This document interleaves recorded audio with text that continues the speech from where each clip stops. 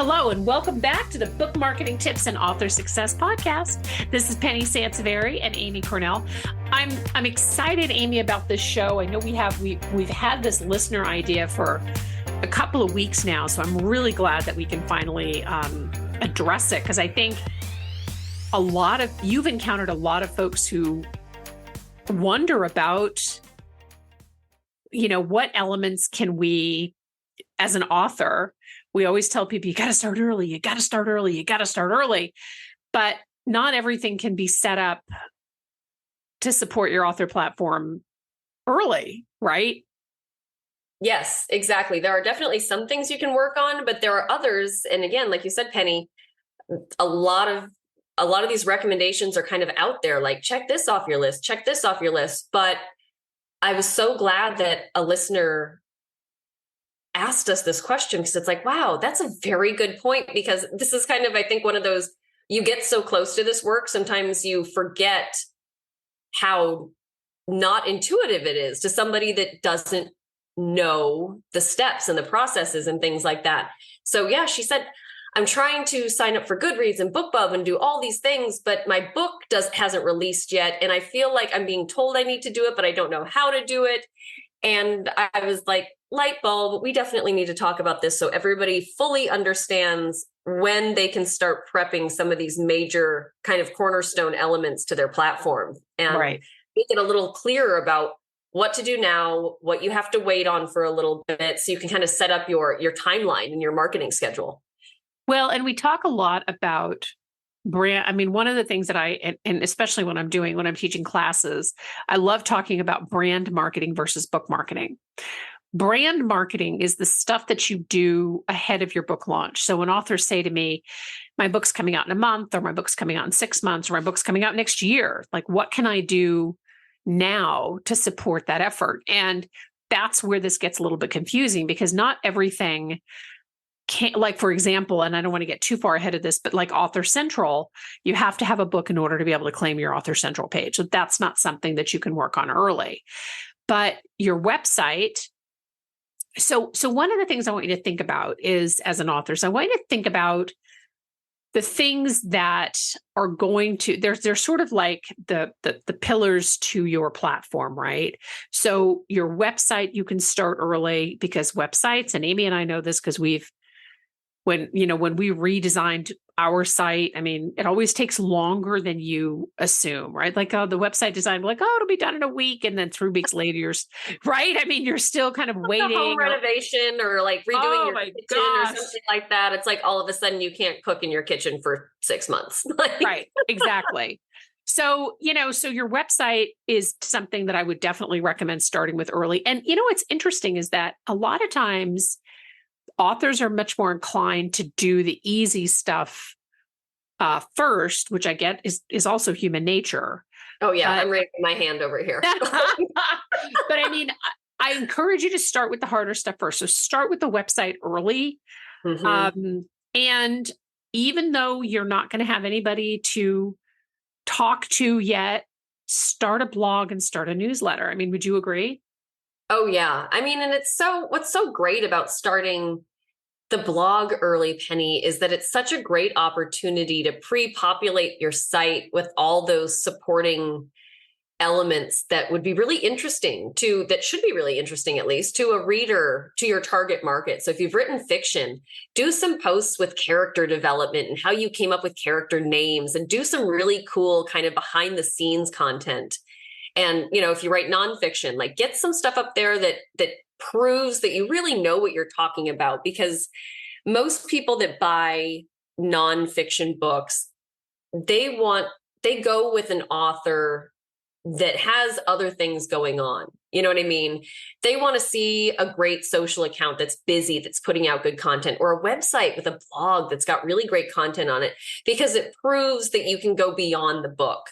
Because most people aren't going to fix all their problems with just one book. It goes beyond that. And you also want to be connected to those people for longer than when they close the last page or they close the back cover, So getting your blog populated with content that shows you really have a handle on your area of expertise or what you're able to solve is makes such a big difference in one, making that sale, and then also getting them to refer you to other people. Right. And it's also, so if I can kind of give you a little bit of a visual, it's kind of like if you're throwing a party, right? So you're throwing a party, and we've all been to parties, and we've also all been to parties where you show up early, right? Or you show up on time, maybe even before somebody, even like anybody else is there, and the host is still putting out the food and the music isn't playing yet. And you're like, okay, well, I feel super awkward, right? Whereas if you show up at a house and the music's like pouring out the front door and people are laughing and talking, and it feels like excitement. So the reason that I use that analogy is, think of this as a party. Think of this with, a lot of times authors are like, well, I don't have anybody to write for, but that's not really the point. Start setting the table, start putting all the goodies out, and start to create an atmosphere so people aren't walking in like, oh, well, this feels super new, and okay, well, good luck, I'll see you in 6 months, and then they forget who you are. 100%. And that's part of the reason why, your social media accounts. So, and I understand, like, you're like, I don't know what I'm going to say. This is why you want to start this process early. And we did a podcast on brand marketing versus book marketing, which goes much deeper. So definitely look back through our library and find that podcast if you want to do a deep dive into that. But social media accounts, you can start those up early. Should I start an author page on Facebook? Should I grab my author page on Facebook right now? I'm of two minds on that, Amy, and I'd love to get your take, right? I'm a huge fan of starting social media early, but I don't necessarily, my personal page on Facebook, which I don't really use for personal stuff, I use it just for author memes and stuff like that, is probably busier than our actual business page, right? Oh, yeah, because it gets a little bit of everything. Because it gets a little bit of everything. If you have, I guess the answer to that is that if you are going to get a Facebook author page, if you have a very personal Facebook page where you're sharing family vacations and, whatever, then yes, you definitely want to have an author page. Amy, I know you manage our social media and social media of our clients. What do you think? Yeah, I think I agree with you. Starting early is good. And I think another way to look at it is that, and I think we see a lot of authors get stuck in this trap, Penny, where, and a lot of brands do this too, as they're just starting out, companies, but where everything they end up, once their book is out, everything they post is about their book. And other people are only going to find that so interesting, Yeah. It's like you can only talk about yourself so much, about your product, buy this, buy this, buy this. And so we really try to push our clients to remember, and this is what we focus on a lot when we help our clients, is posting other quality content that is attractive and interesting and enticing and funny and whatever the vibe is supposed to be to your target audience. So they see your account is not just a place that's trying to sell them a book, but they see it as an account that they like following because the other content's good too. They get great tips, or they get a funny meme, or they get some real life, confessions from another parent that's going through, the trenches. Like, think about those kind of things and why you're on social media. So I love when authors start this early because they don't have a book to promote yet. They really can just start focusing on filling their account with the kind of content that really shows who they are as a person, but it also gives you some time to, hone those muscles of figuring out what works for your buyer market. What do they respond to? And again, depending on your genre or your topic, maybe it's funny, humorous stuff. Maybe it's real life tips. Maybe it's self-improvement. You know what I mean? There's so many things that really complement whatever you have going on with your book and the genre you write in and things like that. And it takes practice to get good at curating that kind of content and creating that kind of content. So starting it before your book is out, when you have that pressure and you're thinking like, oh my gosh, if I don't post something brilliant right now, I'm going to lose out on a book sale. Like, avoid that by starting early and get some stuff up there and kind of figure out, get in a groove and figure out what works for you. Yeah, I 10,000% agree with that. I think that the earlier that you can start, if you're going to make your mistakes, make them early. Right? Yes, that's brilliant. Yes, exactly. Make them early. And I think that it also does take, because we have an author that we're working with actually now, helping her promote her book. And I had conversations with her months ago when she was like, oh, I'm on Instagram and I don't really know. And we would brainstorm ideas and what she can post. And it's taken a little bit of time for her to kind of find her footing. And I think that's with all of us, right? When we're getting into social media.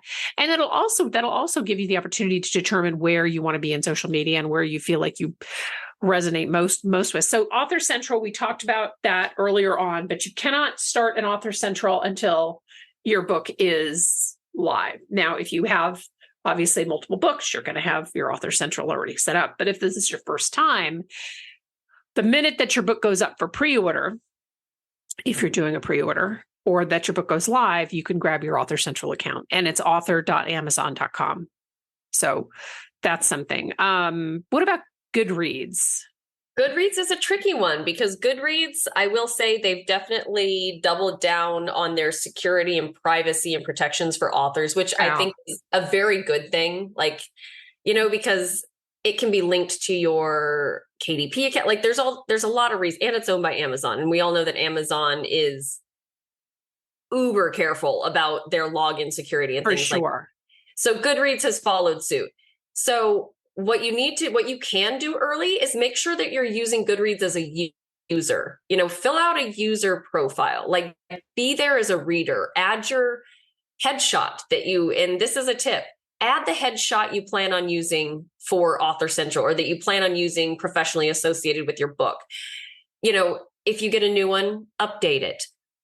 One of the best tips I can give everybody listening is to have your reader account prepped to match your author account as much as possible. So your professional bio, your website, fill it out, because then when your book is released and you go to submit, you just have to apply to become a Goodreads author. Yeah. It's not, they're not checking your high school, GPA or anything like that. It's just really a matter of you proving you are who you are, so they don't have somebody trying to impersonate you, and take over your author profile. Right. But the more you can make your reader profile, your personal profile, look like the one that's up on Amazon, that matches your website, all these things, you are going to get approved so much quicker. I can tell you this from personal experience.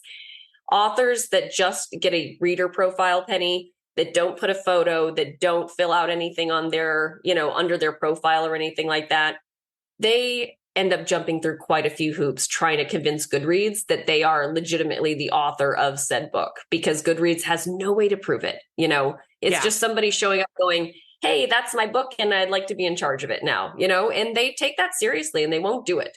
They will keep pushing back on you and telling you, what else can you do to prove that this is your book? So that is one tip. You can definitely claim your reader, get a user profile, fill that out in advance, excuse me, at any time. And then once your book goes live on Amazon, a lot of times Goodreads is pretty good about automatically populating the Goodreads search function with books that are actively live on Amazon. I will say it's not uncommon either for it to take a little bit longer for the book cover to show up for new books. This is something new with Goodreads. Hopefully they're working on it. I can tell you I've actually submitted this request on behalf of a lot of our clients before, because it's kind of, it's just one extra step. But yeah, wait until get your Goodreads reader profile, get to know Goodreads too. This is kind of like the other social media thing. Get to know what's on the site, get to visit some groups, check out how people are using it. Read some reviews that are on there. I know Goodreads is kind of the scary place for reviews, but whether authors like it or not, these are diehard book lovers that use Goodreads. So this really is kind of like the top tier of who you really want to. I mean, if your book gets good reviews on Goodreads, you should feel extra proud. I mean, this is a big deal. Like they take this seriously. And now, and we've discussed this on other shows too, Penny, I'm seeing it more and more that Amazon is using Goodreads flags for their books as well, for books that are doing really well. So Goodreads favorite, Goodreads, they have flags for certain lists on Goodreads too. So this is definitely an area that you want to get to know and immerse yourself in a little bit, and at minimum have a great presence there. So get your reader profile early, get to know the platform, and then once your book goes live on Amazon, claim your author profiling. And Goodreads makes that pretty straightforward. They just have a form for you to fill out and submit. So it's pretty simple from that point on. Okay. Yeah, I think that's and I think that it is really good to get your feet wet in Goodreads early, as you pointed out, just because, it's a little bit, just start joining some groups, feel around a little bit, get a sense of what Goodreads is all about. The other one that we talk a lot about too is BookBub. So BookBub, and many authors, I'm still surprised how many authors that I talk to don't know what BookBub is. You can go to bookbub.com. So it's bookbub.com, and you can sign up for their newsletter. So you can't set up an author profile, but you can sign up to get their newsletters. And I think it's helpful to get a sense of the community on BookBub. And there is a community on BookBub. So they have both the newsletter option and then they have the profile option. So you can set up a profile there. You'll see a lot of book bloggers on there. You'll see a lot of even just basic reader profiles on BookBub. But you have to, in order to set up an author profile, obviously you have to be an author. So much like with Author Central, as soon as your book is up for pre-order, or if you've hit your publication date of your book, grab it and add it to your author profile. And that kind of, that changes things up a little bit. But BookBub is another one that, again, you can get into early, get a sense of, what's in their newsletters, what the community looks like. And it's not that, we kind of went through this list, what I feel was the list in order of what you should start with. Focus on the things that are going to have, a much longer runway, I guess is what we're saying. So, we started off with the website, migrated to the newsletter. Amy talked a lot about the blog, the social media accounts. Those are things that you can start early. So if you're sitting here and you're like, I'm being told that I have to market my book and that I have to have all these things for the author platform, not all of these things are going to work for you or that you can access necessarily right away, but you can certainly prep for them. And then, the thing about it is that if you spent a little bit of time on Goodreads and you spend a little bit of time on BookBub, by the time your book comes out, whether it's a month from now or 2 months from now or a year from now, you're going to be really rocking and ready to go, as opposed to many times. Amy, we have talked to authors who are, like, oh, I've never been on Goodreads. I've never been on BookBub. And, that's and there's so many other things, and it's exciting, but it can be overwhelming. There's so many other things that you can focus your energy on in those first few months of your book. And if you can help it, you don't want it to be your website, right, Penny? Yeah. Like, of all the things that go on in the life of a book, in an ideal situation, you do these kind of in the order that we've outlined, because not only does it let you focus on just a handful of things at once you get to the really exciting, fun part where your book is out there, you can focus energy on pitching and getting reviews and things like that, because you can't do all of this at once. It's not humanly possible. Right, exactly. And as we mentioned early on, websites just invariably, even if you're doing it yourself through Squarespace or something like that, websites always take longer than you think they will, right? Absolutely. So it's a good idea to start it. And then you can also, as you're migrating through some of these other things that we talked about, you can also make some changes to it. And like I said, if you're going to make your mistakes, make them while nobody's watching yet. Yes, that's a really good point, Penny. I was going to say that too, because as you're learning more and doing this kind of early research, early market research, following other authors, starting to use Goodreads as a reader in introducing yourself and seeing what authors are doing on there, you're going to get so many great ideas. I've gotten great ideas by visiting author websites, especially for bonus content and ways that they immerse their readership and their brand, where it's like, oh, this is so cool. You know what I mean? Yeah. So you really will learn a lot in the process of doing this. So, none of these are set it and forget it sort of things either. So the earlier you start them, it gets to be the fun part where you're just kind of fine tuning and adding cool features and things like that, which personally I think is the most exciting. Well, and I think, and just to kind of leave everybody with this, we've talked about this on other shows before, but it's really the long runway. And if you think about it, just apparently I love my analogies today, but if you think about it like a plane taking off, right? They need some runway to really get in the air. And that's what we always encourage authors to do, is don't expect your plane to take off and all the things to be glorious. If you're just building your website on the day that your book is launched, right? Like, yes, okay, my book is out, or my book's been out a week. I need a website. I need all these things, right? Because you're. And we've worked with those authors, and I can tell you, they don't love it. Like we help them get through it, but it's a slog for sure. Well, and then they always kind of feel behind the eight ball, right? They always feel like I'm just catching up. And this is where, and if you've been to writers' conferences, I know that you've heard somebody say this before.